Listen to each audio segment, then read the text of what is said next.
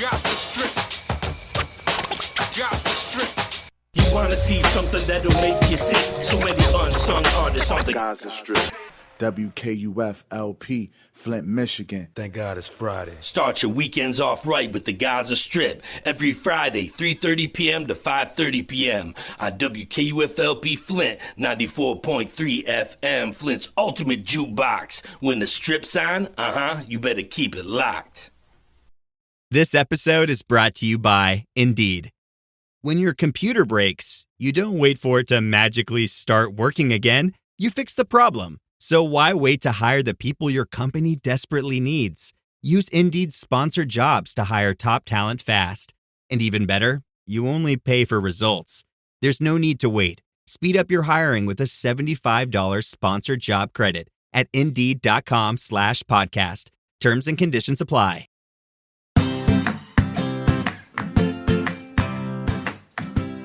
Hi, and welcome back to Realistic Sustainability. I'm Mike, and I'm here with the man who can make every day Friday, Nick. Well, good morning, sir. I mean, I guess I could. I hate deep fryers, so we'll go with that, I guess.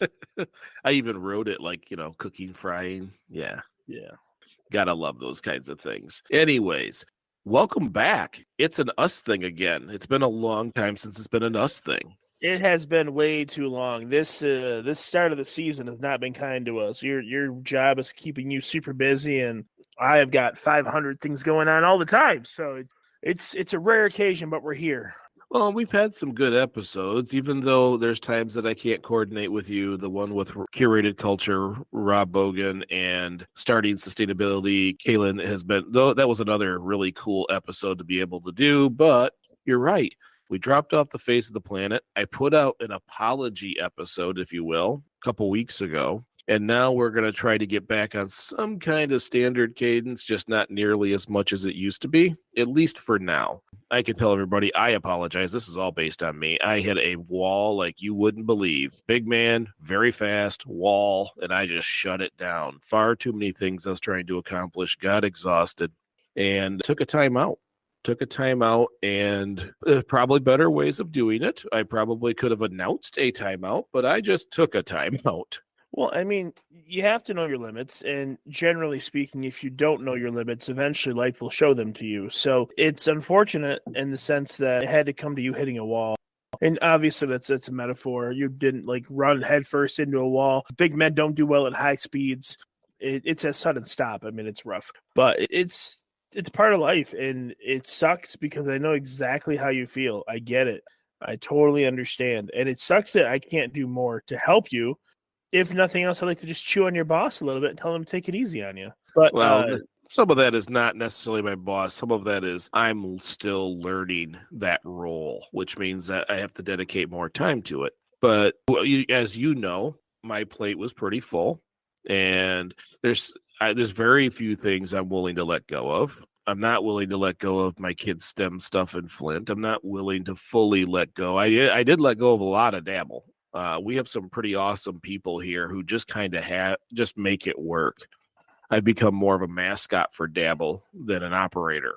What you're learning is how to delegate. Yeah, and the sustainability stuff I want to do. Edible Landscape Project has started. I wanted my hands in the dirt. I want to go play and clean and weed and ground myself. And when someone calls wanting to learn about Edible Landscape Project, or these political groups that call and want to learn how to do greater than say and all this kind of stuff, I want to be able to do all of it. And I got to a point where it got to be a little much, and instead of slowing it down or restructuring, I just went to bed. I just went to bed and took some rest. Well, I mean, when you're worn out, and you have to take time for yourself. The fact of the matter is that if you run ragged long enough, it trashes your immune system, you get sick, and Mike, contrary to popular belief, but we're no spring chickens. And there's a country song, I'm not as good as I once was, but I'm as good once as I ever was. Once is the operative part of that. You can't run like that 24/7 anymore. Your body eventually is going to be like, wow, slow down, take a step, and breathe. Well, and you've known me your whole life. Have I ever felt like there's a limitation to what I can accomplish? Have I ever said, oh, I can only do so much? No, I just continuously up the bar if I can. Yeah, all right, you're right. I have known you my whole life, not your whole life, because you're a decade older than me. But Easy now. you're hey, listen, the truth is the truth. The fact of the matter is your life has, for the most part, been one series of hold my beer moments after the other. You'll do something. Sometimes it's crazy, sometimes it's awesome, sometimes it's funny, sometimes it's remarkable, it's miraculous, and then the moment it looks like you might have peaked, that you hit your limit, you're like, hold my beer. And you go do something else and something else. And it's just like boom, boom, boom. But eventually you gotta take a break. I'm not saying you have to stop. I'm not saying you gotta like go back. You just gotta slow down. No, yeah, I'm not going to stop. I did stop for a short period of time, but there was a moment where I thought about just dropping all the projects, but that was just a mental fog. And actually, with some new information popping up this week, it's kind of helped revitalize me. Yes, we've restructured the show and I've done some things to take some things off my plate, but one of the things I've heard is I was talking to Candace and I'm talking to Mayor Jeff, and one of the projects that we've been kind of pushing on is starting to come to a head. That Durand here soon, I think, possibly this year, if not for sure by next year, the downtown space will offer free Wi-Fi. That That's we're awesome. working on. We've got some agreements out there. We're getting some quotes because it's you still have to pay to have put in the equipment, but the city won't have to pay for a monthly service fee, and neither will the residents in this downtown 100 and 200 block space, which I think is exceptionally important because not only, yes, we have a library and they do a heck of a job, but not everybody goes to the library.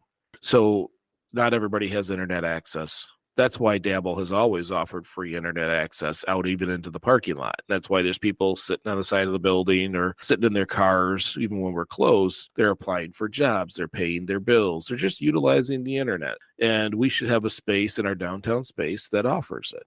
And I found out just a couple of days ago that we are really close to getting that done. That's fantastic. I think that's another thing. Although people don't always connect that to sustainability, I think it's part of building a sustainable community. And once that one's completed, that's going to be a heck of a feather in the cap for this city. Well, as we talked about time and time again, sustainable communities is an intricate part of sustainability because you can't be sustainable without a community working towards the same goals and the same mindset and working forward for progress. So it may not be on its label sustainable, but it is at the same time. Right. Another thing that you and I were just talking about before we started to record the show is I got into a conversation with the building inspector here in Durand, and we got chatting, and it kind of fit into an earlier conversation with one of the councilmen who was talking about possibly building like leadership summits. And we decided, let's just find problems and fix them. Let's just look for something that needs to be done, coordinate it ourselves, and just do it.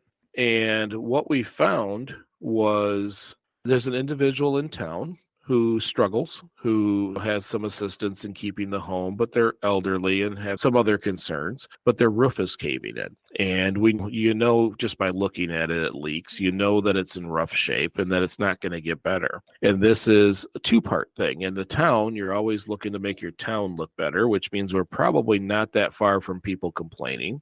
And we're talking about a resident who doesn't have the ability to change it. So during the conversation yesterday, they started to get excited about the do is greater than say concept.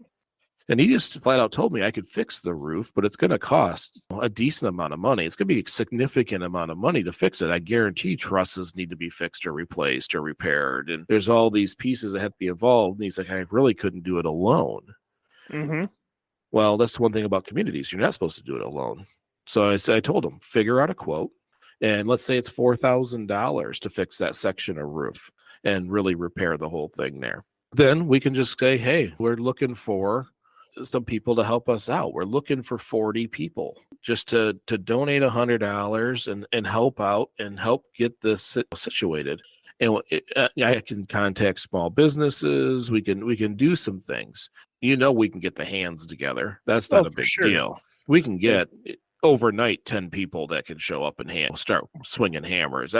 We got people. This is a wonderful community. You and I have an amazing friend circle. That's a non-issue. We can get hammers swung. Yeah, the reason is, well, hold on, let's give the whole story here. Yes, we have amazingly talented people that are good at building in our friend circle, but that's only because you and I are the destroyers. We're not building a roof, but if they need a hole, we can make a hole. And so Right.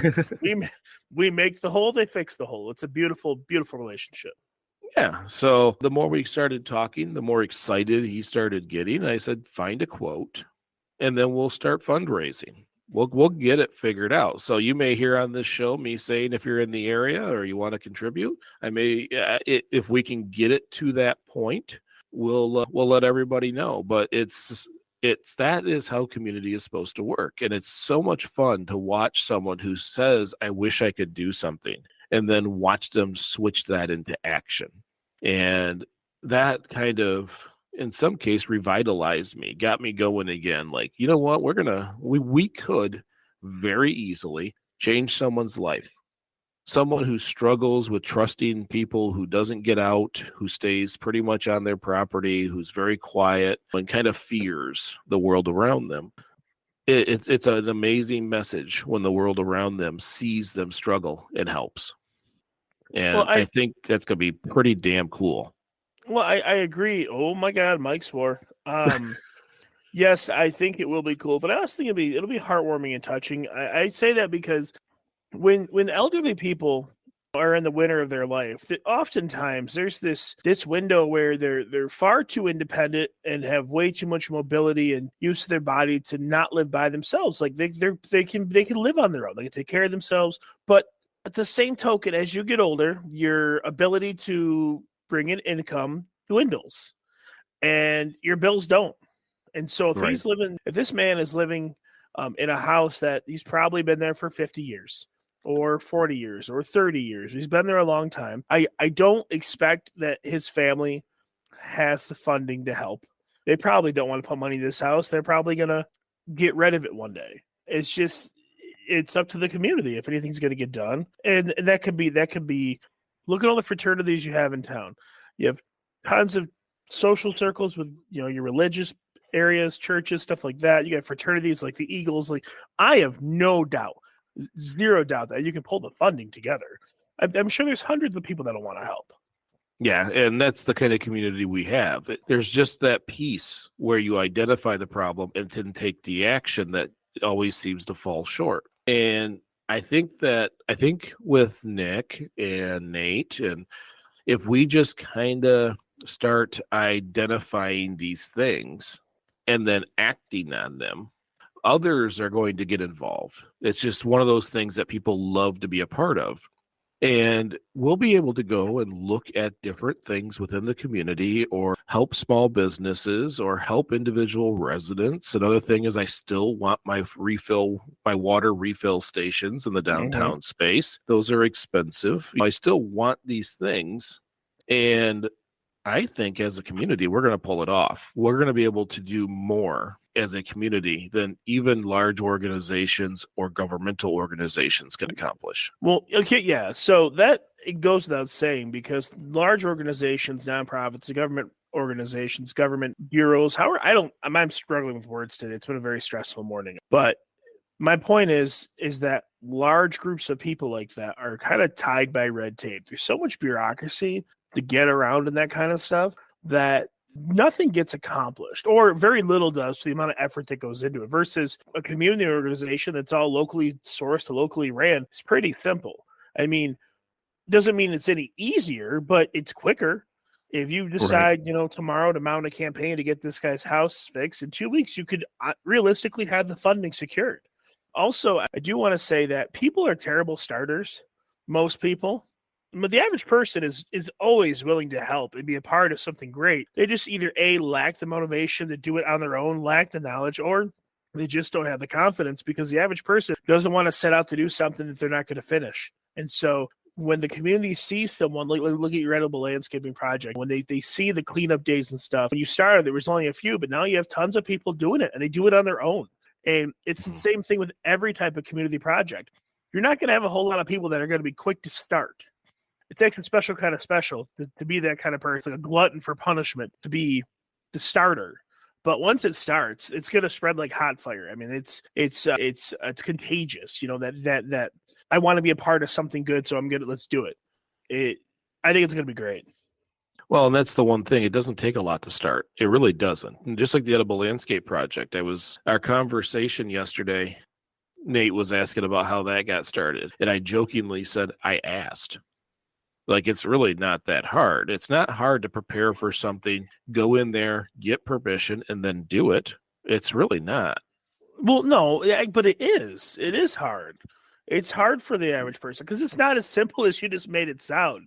Now, you always say that, but you don't tell people the rest of the story where when you went to ask for permission, you already had hundreds of plants growing in your basement and ready to go. You already put everything in motion so you could just pull the trigger once you got the okay. That takes a lot of planning. That is hard for people. It may not be hard for you because you are a spreadsheet extraordinaire, but it is. It's hard for the average person. It really is. I'm not saying it's impossible, but it's a different skill set that the average person has to learn.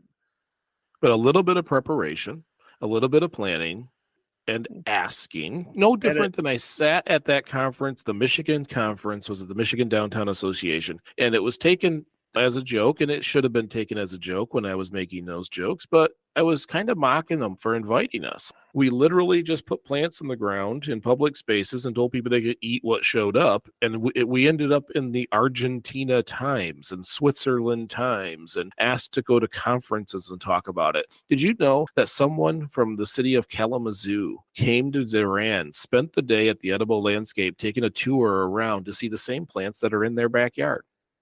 Like, it's hilarious to me how simple these things are. It is simple, but just because it's simple doesn't mean it's not profound. You're underestimating how selfish the rest of the world is. What you guys did was did something completely selfless. And that is strange to the average city, the average town. You can say it's not, and you can believe that the world is a better place than it is, but it's ran by people, and people often suck if left to their own devices. Now, I notice I said people as a group, not a single individuals. Oftentimes are amazing, but you have seen more than anyone how fast negativity will spread in a small town when it's not checked by logic and reason. Yeah, but I think when you give people the opportunity to do something pretty good, to do something pretty darn cool, people take that opportunity. Now, some cautiously watch from a distance to see if it's real or if it's really going to happen, and am I being tricked into something that's going to be not helpful. But once it happens and starts to go, I think giving people that opportunity will surprise you in how they react. I have a lot of faith in public, obviously, but I've also seen a lot of amazing things from the public. And I think that's a beautiful thing. And I don't want anyone to take this the wrong way. I'm not a pessimist. I don't think the world is a disgusting place. I don't think people are terrible. I know how fast negativity and pessimism spreads. And I know that all it takes is one really charismatic negative person to derail positive momentum. And people, at least in my industry, are always quicker to complain than they are to compliment. And I feel like that's kind of an unofficial universal rule. It's easier to bitch than it is to talk about great things and stuff like that. And yes, I swore too, we're 1-on-1. So when you see this kind of stuff, like, it is a great snapshot of what the human spirit is capable of. And I think it's wonderful. And I think that when you have, especially places like Switzerland and other countries that are doing exposés on it, hey, look, these Americans aren't selfish. This is amazing. But it's because we don't have a great a great representation over in some of these other countries, especially the European ones. Well, and shortly here we'll have to actually start the show, but I think that people are inherently good. It is environmental and situational that changes that we create an environment where people must be more negative and or cutthroat to succeed or survive. Oh, I agree with that. That on a common ground with all basic needs met, people are generally inherently good and would do good things. Well, I agree, and I also think that there's a mentality that you're raised that you have to put yourself first to get ahead in life. And in some areas, that's true. People take it the wrong way. Really, what it means is you have to take care of yourself. You have to protect yourself, but you also have to understand as an individual what your flaws are and where you're susceptible to failure. That's really what that means. It's not this Wolf of Wall Street mentality that people tend to inherit because of it. But where that boils down to is that the average person is more skeptical about change, and they do watch from a distance because they don't really want to be part of it if it's just going to fail. No one wants to be on the sinking ship willingly. So they watch to make sure it's going to float, and then, I guess there's room for me too. And then, but next thing is, some of those people, once they turn that switch, become the most amazing, spectacular volunteers that have the greatest ideas, or maybe they're really great at gathering people. Maybe they are the fulcrum for a whole nother group of people that, Bob's doing it, so I'm going to go give it a shot, or John's there and he's no pushover, so if he thinks it's a good idea, maybe I should give it a shake, blah, blah, blah. It takes time, and it's one of those do's better than say things. People see you doing it, sets the example, they watch it happen, even if it's for a little bit of time, so they're sure it's a good thing and it's continuing. Then they include themselves. Yeah, I believe that if we can continue to find concerns with a small group of people and work to solving them, that network will get larger and larger and larger to the point where there won't be a single thing we can't solve in this community.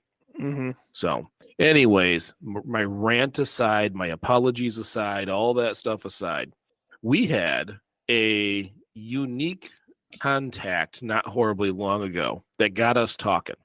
We had a company reach out to us from the UK. They put a bug in our ear for sure. They certainly did.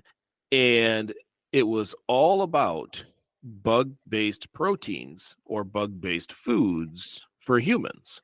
And internally, it started a fun conversation because I did not expect. I went to you, I went to Bogan, I went to Jameson. I'm like, hey, these people would like to come on.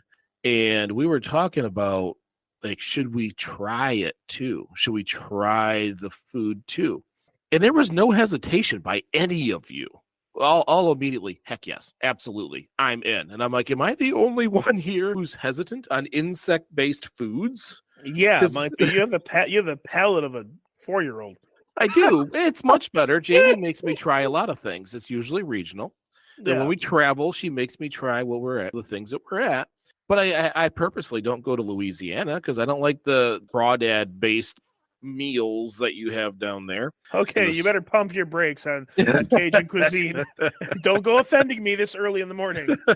So that's what I want to talk about. I want to talk about Uncle Mike hates flavor. Heavy spice. Yes, absolutely.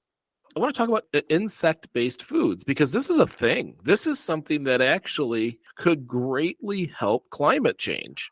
Getting a lot more beef out of the diet, having different farming techniques. It's a heck of a lot easier to raise crickets than it is cows. And I mean, it's not just you're getting a chunk of cricket to eat. They have powders. They create flours that are protein-based out of them. They create oils. It's not, so you can cook with these proteins and not necessarily have a chocolate-covered cricket or grasshopper, but it was like a wow moment to me. When Yumbug sent their website and all these things, it was so foreign to me. And then you guys are all like, oh, dude, I'm in. Can't wait. Yeah, absolutely. Let's do this. What the heck? Well, I'm opening to try new things. I'm always open to try something new, and I am not opposed to the idea of alternatives for proteins and stuff like that. But on the flip side, I guess where I'm going with this is, if we're going to have a guest on the show, if we're going to talk to people that want to talk about sustainable things, let's do something that actually makes a difference, or talk to a company who's doing something unique.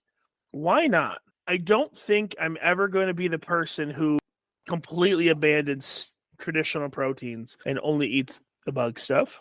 I don't think that's ever going to happen. However, do I think that it could definitely, supplement? That's the word.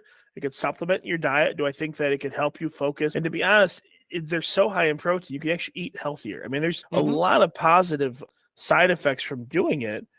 But we won't know until we know, and you'll never know if you don't try it. So let's try it. Let's do it. Give it a Yeah, shot. I started reading on this. It is far healthier than the normal American diet. Like, it is amazingly different. Now, for anybody who's a little confused here, we were contacted by Yumbug from yumbug.com in the UK. If you get an opportunity, go on the site, take a look at it. It looks delicious. Now, I may not be super excited about all the puns throughout the site, but I think that eating insect-based proteins have an opportunity. I'm not sure I like having the words constantly like, where can I find my grub, as a pun. So but well done. And we didn't get them booked. They ended up on a bunch of TV shows. They've been very busy. At some point we'll get them over here, but I still think, and then was it Jameson said she wanted to hold a game show afterwards where we purchase some of their insect-based meats and then have you cook them up next to others, and we play Is It Crickets based on what we're eating. I'm willing to do that on a number of conditions. I will do it, but we have to. Yeah, so I will do that, but I'm going to explain after we reveal what they are and what I actually think of them. I don't, kind of stepping into plant-based, I don't like plant-based meat. I think it's disgusting.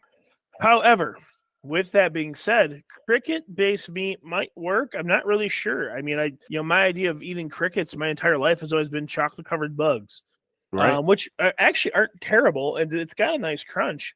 I would believe that going to the health side of it, a cricket or insect-rich diet has got to be something similar to a shellfish-based diet, because essentially most shellfish are like bugs of the sea anyways. Mm-hmm. So I can't imagine that it's all that different as far as nutritional facts. Now, I will say the person in me who loves living creatures has a hard time rationalizing raising and killing millions of bugs in place of one cow. Still takes less water and less food to do so. That's irrelevant to me. I mean, in this capacity, resources fine. I'm talking about the notion of all those creatures that are alive and then they're dead versus one cow. It's the same thing with that one documentary I watched where they talk about they could raise hundreds of chickens a year, or they could kill whales 1 month, and it feeds them the entire year. So it's, six in one hand, half dozen in the other. But I'm definitely open to try it. I'm open to see what they got, what their offerings are. I was hoping they send us some samples so we could give it a shot. I know it's over in the UK, but why not, man? I love that Rob and Jamie are both on board. Oh, they were excited. Like, So- I was not explaining. You know who wasn't excited? My kids. None of them accepted the offer. My daughter just kept yelling "ooh" until she ran out of the room. Grayson kept saying, "I think you said food wrong," and Aiden just left. He just turned around, shook his head, and walked out of the room. So there's a distinct difference between how the kids reacted and how the adults reacted. But we're talking crickets, ants, grasshoppers, beetles, worms, all these used to make something. Now, what I saw from Yumbug was they actually made like fajita strips that are being served in restaurants. They have a protein powder that gets mixed into certain things. There's a bunch of different ways to make it work. And it's one of those things that if it catches on, will greatly help climate change, because as much as you love big ag, it would greatly reduce the need for consumption from those industries, and maybe even help us go regional. I would like to note to anyone listening that doesn't have the time to listen to our old episodes, by me loving big ag, he's being sarcastic because I despise it. And this is kind of a shot against them when you can have a much higher protein base. So it's, can they make it delicious? Can they make it at least as good? And if they can, kind of a game changer. So here's the thing, and this is the same thing I'm going to say when it comes to vegan diets and stuff. They need to stop trying to make it as good, like comparable, and start trying to find ways to make it delicious on its own.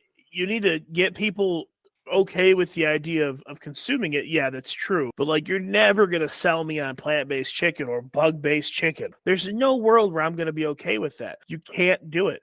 At least not with the current technology. Let's find ways to actually make it delicious on its own to kind of, at least for me, because I like the natural side of it. Like, I like the idea of it. Now, does that mean that I'm looking forward to chomping on tarantulas? No, it doesn't. And I also know, before anyone gets all on their high horse, I know that arachnids are not bugs. But I'm willing to give it a shot to see where we can go with it. And I definitely, like, you guys had me at the game. I think the game's going to be awesome. I think it'll be a lot of fun. We have to record it, like, with actual cameras. I'll get with Rob. We'll figure out how to do it so it looks real nice. And the kids have to play. Good luck. That will take some work. But we'll pay them. In my research, you're already eating bugs every day. Yeah. You really are. But not knowingly. Yes, that's the thing. You're already eating large quantities of insect pieces in your foods already every day here in the United States. So the average person doesn't know that all food companies that are subject to like FDA and stuff, there's an acceptable amount of parts per million for cockroaches and flies in any type of insect piece for anything that you buy pre-made. And so it's gross, but it's true. It's not even just insects. And by the way, it's in my book. So the Beginner's Guide to Greening Your Life has a section about what you're already eating. But for an example, 4 to 6% of coffee beans by count are filled with either insect pieces, mold, or rat feces. There's black pepper can have up to 40 insect pieces. So that's not a size. That's just pieces of an insect at any size per tablespoon. Yeah, that makes sense. Per tablespoon. You know what that makes me want to do? I have an excellent electric microscope. It makes me want to pour the pepper out and start investigating. And I just might. Heat butter. 1 to 2 rat hairs and up to 30 insect fragments per 3.5 ounces. Yeah, the best part about this is that these like statistics, these numbers, these requirements are impossible to test for. So, like, they're saying this is what we're allowing, but they have no way to control for it. I mean, like, so really what they're saying is we clean this place as good as we can. It's not good enough, but it's not going to kill anybody. You can find 30 or more pieces or fragments of insect in a dark chocolate bar. Yeah. Like, we're already eating it. It's not on the ingredients list. It's got to be whatever the smallest amount is that keeps you off the ingredients list. So we're already doing it because of warehousing. We're already doing it because of mass production. If switching it over may not be as challenging as we thought, once everybody realizes they're consuming probably a pound every month or two, or every year, maybe, let's say, of insects already. I mean, I don't necessarily know if revealing that information is going to work out in the favor like you seem to think it will. I think most people are going to be grossed out. Actually, I guarantee it's disgusting. That's gross. And a couple of days will go by and they'll forget about it and they'll never occur to them again. It's the same thing with, you know how many spiders you swallow in your sleep throughout your life? Okay. You want to eat a spider? No. Okay. Right. So we'll see. I mean, I personally, I'm not surprised, but I also know all that information already. Like, it's just because there's a lot. I mean, if you're going to buy prepackaged food that comes from a giant factory that literally produces thousands and thousands of units a day, things are going to happen. Things are going to get slipped, and it's just going to happen. It's disgusting. Yes. Is it a problem? Yeah, sure. But then again, so is commercial food production. So that's a whole other category we can talk about.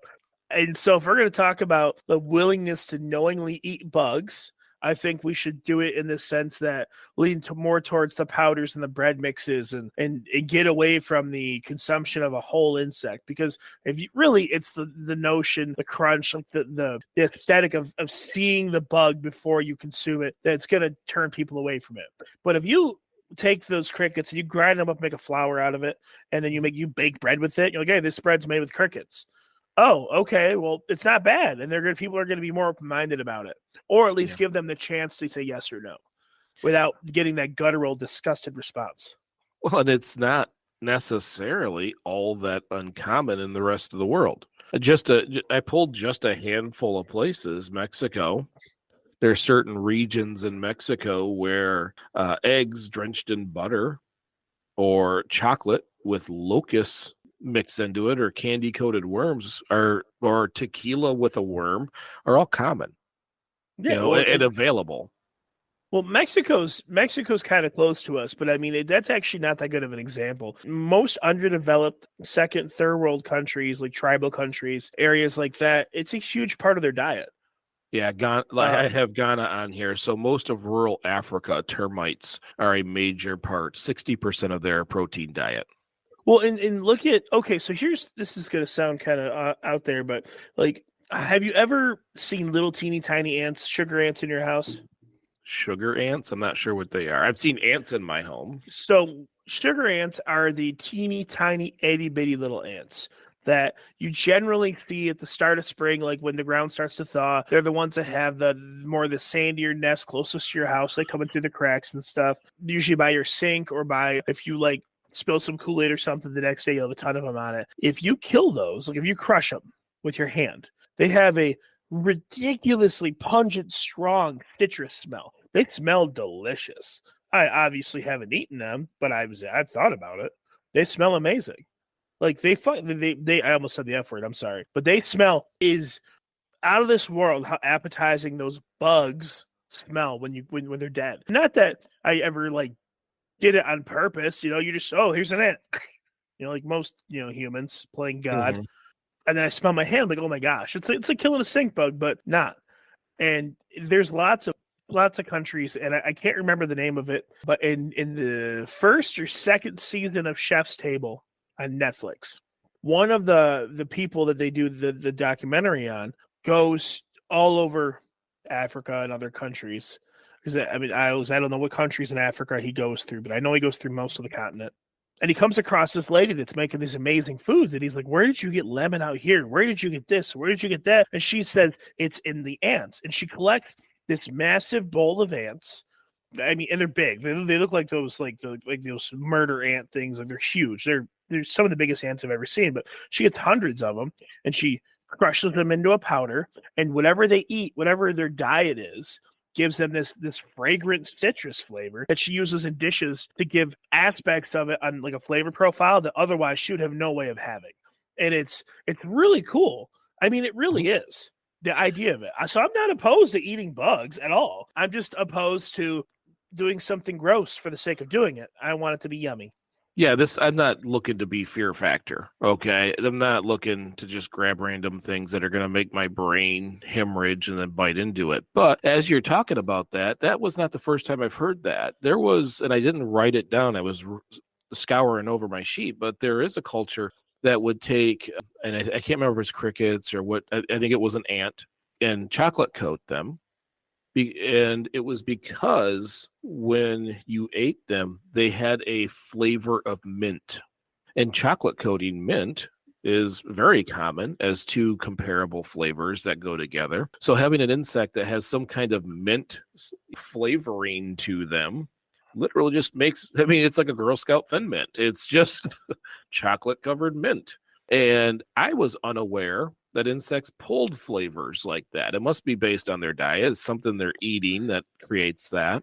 Well, I think that, okay, so I'm not really sure, but this is my theory on that. I think that part of the thing about with the notion of eating insects is a unique opportunity to, oh God, I'm going to sound like I'm making a case for this. Okay, when you eat a cow or you eat a chicken, you very rarely eat the whole thing. You just eat like the muscles, or you use the bones to make soup.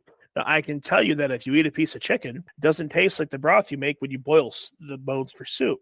With the insect, you're getting the entire thing at once. So you're literally, I'm talking, it's nervous system, it's exoskeleton, whatever waste it has. It's like, boom, everything at once, because you can't really clean an ant ever.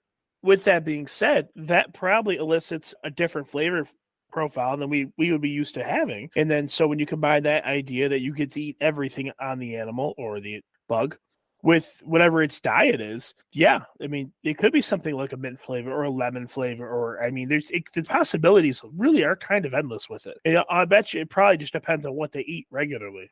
Well, and the things I say on here, I'm just Googling. But in Thailand, there's bars that they don't offer pretzels and peanuts, but they offered fried ants, grasshoppers, and crickets and worms that they're dried up after frying them, and that's the snack that's there. The Netherlands did ground mealworms in their chocolate. That's not a common thing. That's a small group trying to make that popular, creating a higher protein treat.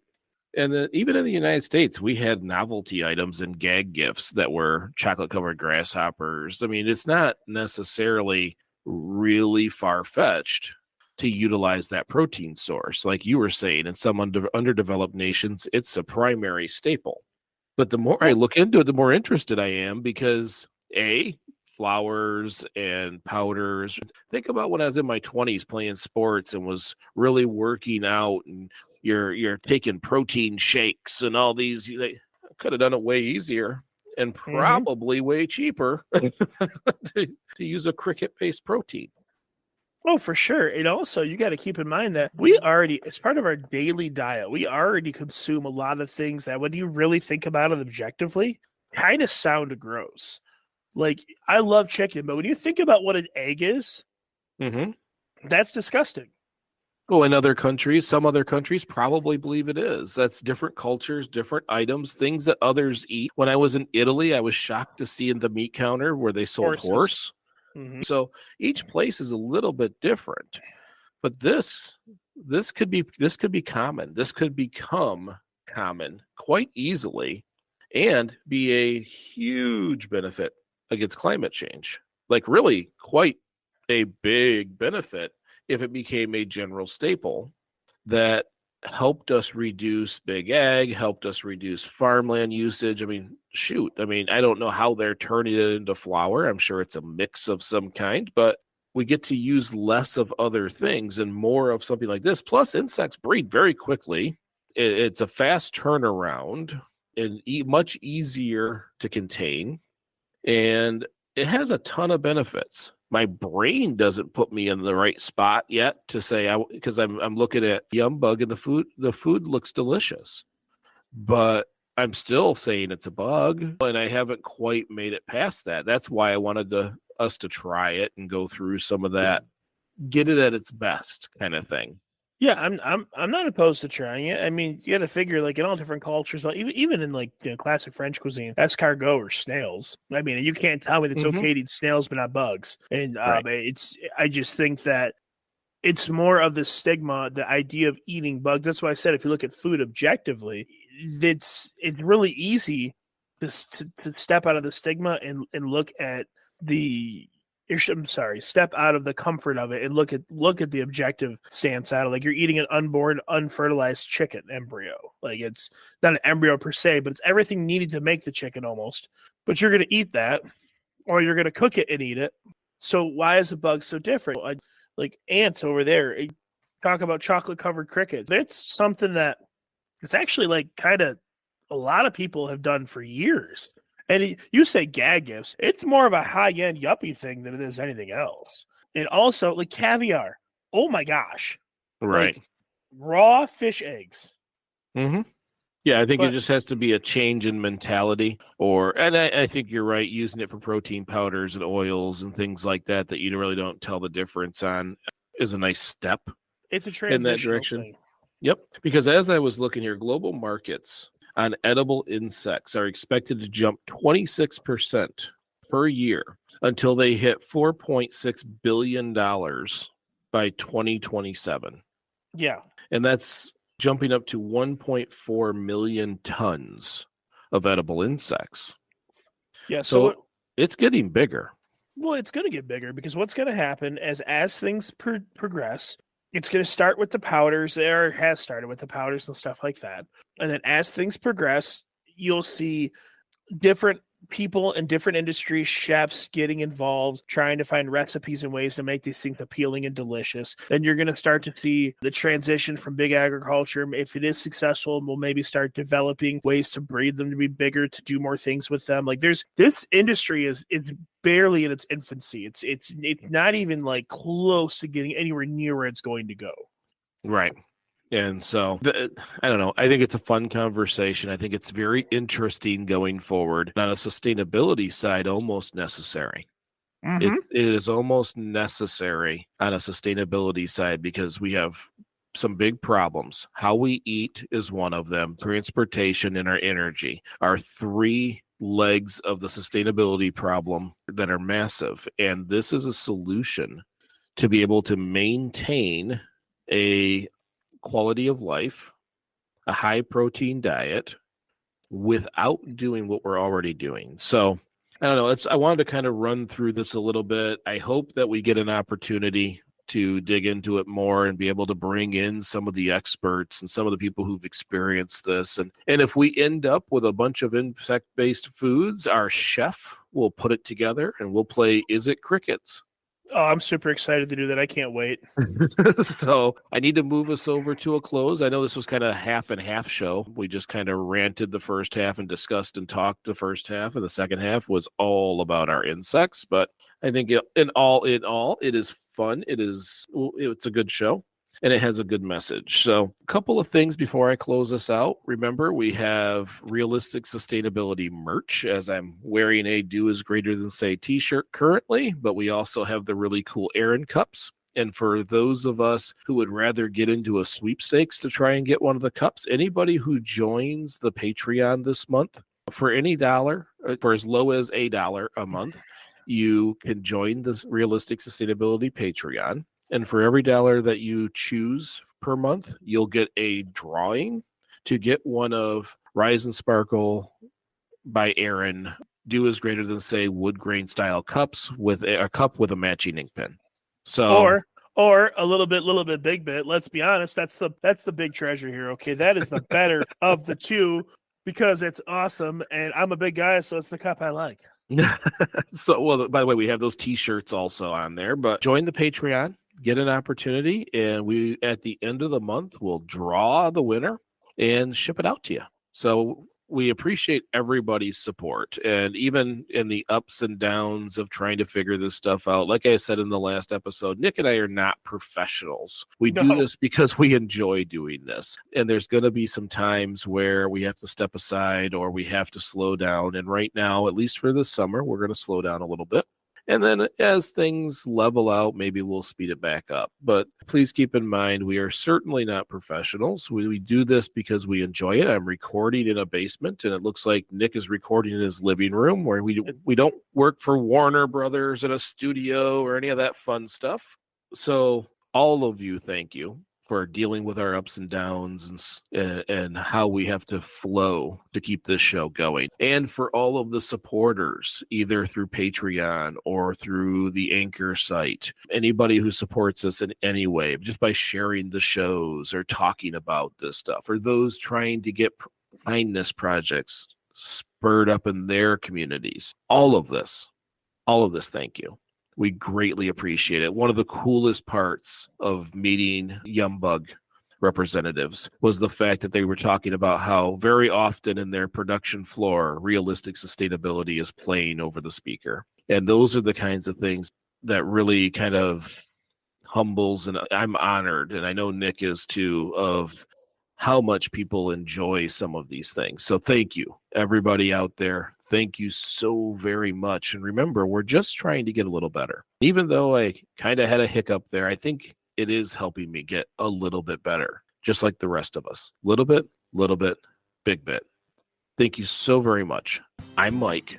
And I'm Nick. And we'll see you in a couple of weeks.